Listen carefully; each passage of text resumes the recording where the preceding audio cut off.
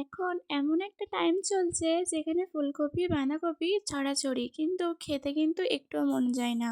শীতকালের প্রথম প্রথম ফুলকপি খুব ভালো লাগে, তারপরে একবারে পড়ে থাকে, কেউ নেয় না ফুলকপিগুলো। তো আমি আজকে ভাবলাম ফুলকপির একটা অন্যরকম রেসিপি ট্রাই করে দেখি। ফুলকপি চলে যাওয়ার আগে একবার এই রেসিপিটা রুটি বা পরোটার সাথে করে খেয়ে দেখো, খুব সুন্দর লাগবে। তো friend, welcome back to my new video. তোমাদের ফুড বাঙালিতে আরও একবার ওয়েলকাম। তো দেখো, ছোটো ছোটো পিস করে আমি একটা গোটা ফুলকপি কেটে নিয়েছি। এবার এটা আমি সিদ্ধ করতে দেব। তার আগেই আমি জলটা কিন্তু বসিয়ে দিয়েছিলাম। যখন দেখবে হালকা হালকা করে ফুট উঠেছে তখন কিন্তু ফুলকপিগুলো দিয়ে দেবে। এরপর এখানে আমি পরিমাণ মতো একটু নুন দিয়েছি। নুন দিয়ে এটাকে আমি বেশ 5 মিনিট পর্যন্ত ভাপিয়ে নিয়েছিলাম। ততক্ষণ দেখো এই সাইডে কি কি সবজি নিচ্ছি আমি। এখানে নিয়েছি আলু দুটো, মটরশুঁটি নিয়েছি কিছুটা পরিমাণে, একটা নিয়েছি টমেটো, দুটো পেঁয়াজ, আদা কুচি, রসুন কুচি, আর নিয়েছি লঙ্কা। তোমরা এখানে আলুটা কিন্তু না দিতেও পারো, অপশনাল। আমার পরিবারে আলু খেতে পছন্দ, তার জন্য আমি আলুটা এখানে অ্যাড করেছি। তো দেখো ফুলকপিগুলো আমার সিদ্ধ করা কমপ্লিট। এরপর দেখো তুলে নিচ্ছি, তুলে আবার অন্য পাত্রে রেখে দিচ্ছি। ওই কড়াইতেই একটু তেল দিয়ে আলুগুলো কিন্তু আমি লালচে করে বেশ ভেজে নেব। আর লো ফ্লেমে ভাজবে, ভাজতে ভাজতে দেখবে অর্ধেকটা সিদ্ধ হয়েই গেছে। আমার তো সেটাই হয়েছিল, তোমাদেরও হয়তো সেরকমই হবে।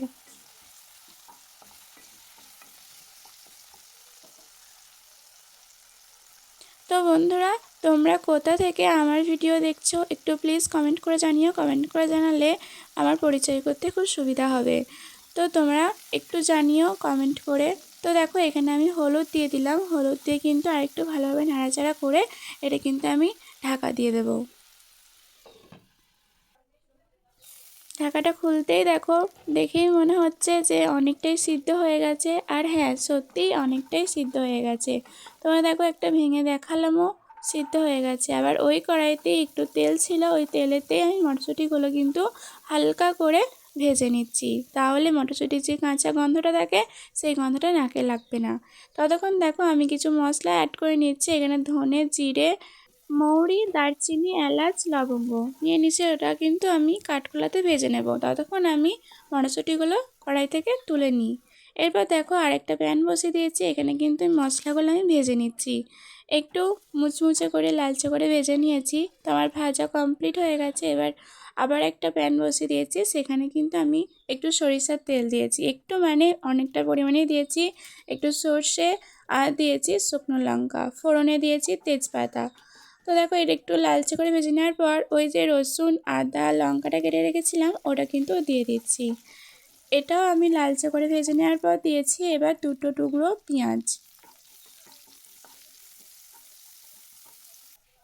এরপর দেখো ওই যে টমেটোটা কেটে রেখেছিলাম ওই টমেটোটা দিয়ে দিচ্ছি।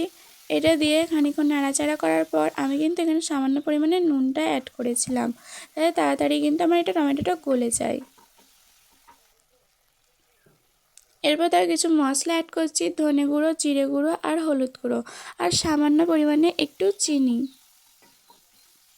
তো তারপরেও খানিকক্ষণ নাড়াচাড়া করার পর আমি কিন্তু জল দিয়ে দিচ্ছি। জল দিয়ে মশলাটা বেশ খুব ভালো করে কষে নেব।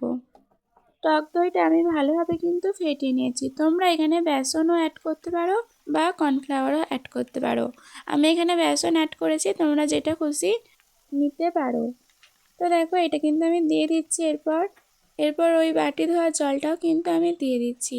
দিয়ে বেশ কিছুক্ষণ নাড়াচাড়া করে আমি কিন্তু এটাও খানিকক্ষণ কষে নেব। এরপর ফুলকপিগুলো দিয়ে দিচ্ছি, তারপর কিছুক্ষণ নাড়াচাড়া করে নিচ্ছি।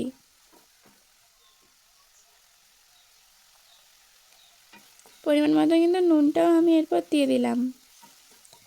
এরপর আমি কিন্তু ঢাকা দিয়ে দেব। 5 মিনিট ঢাকাটা খুলে তো তারপরে ওই যে ভেজে রেখেছিলাম ওই আলুগুলো, এই আলুগুলো কিন্তু দিয়ে দিচ্ছি। তারপরে ভেজে রাখা মটরশুঁটিগুলো কিন্তু দিয়ে দিচ্ছি। টাইম নিয়ে লো ফ্লেমে কিন্তু আমি এটা তৈরি করছি। এখানে আমি কিছু মশলাটা অ্যাড করব। ওই যে ভাজা মশলাটা নিয়েছিলাম, ওই ভাজা মশলাটা গুঁড়িয়ে নিয়েছি। গুঁড়িয়ে নিয়ে কিন্তু ওপর থেকে আমি ছড়িয়ে দিচ্ছি। এরপর পরিমাণ মতো একটুখানি ঘি দিচ্ছি, আর দেবো আমি ধনেপাতা। ধনেপাতাটা তোমরা না দিতেও পারো, আর তোমরা যদি মনে করো যে ঘিটা দেবে না, ঘিটাও কিন্তু বাদ দিতে পারো। তো এটা কিন্তু আমার রেডি হয়ে গেল। তো দেখো কত সুন্দর যে হয়েছে, খেতে তো এমনি মন যাচ্ছে, তাই না বলো তোমাদের? তো তোমাদের ভিডিওটা কেমন লাগলো অবশ্যই বলো, ভালো লাগলে like comment share and subscribe করে দেবে। সাবস্ক্রাইবের পাশাপাশি বেল আইকনটা প্রেস করে দাও, সব ভিডিও নোটিফিকেশান ফার্স্ট তোমার কাছে পৌঁছায়। তো বন্ধুরা, এবার তো ইয়ামি ইয়ামি লাগছে, এবার চলবে নাকি রুটি পরোটার সাথে? তাই তাড়াতাড়ি রেডি করে নাও। সবাই সুস্থ থেকো, ভালো থেকো, আজকেকার মতন টাটা।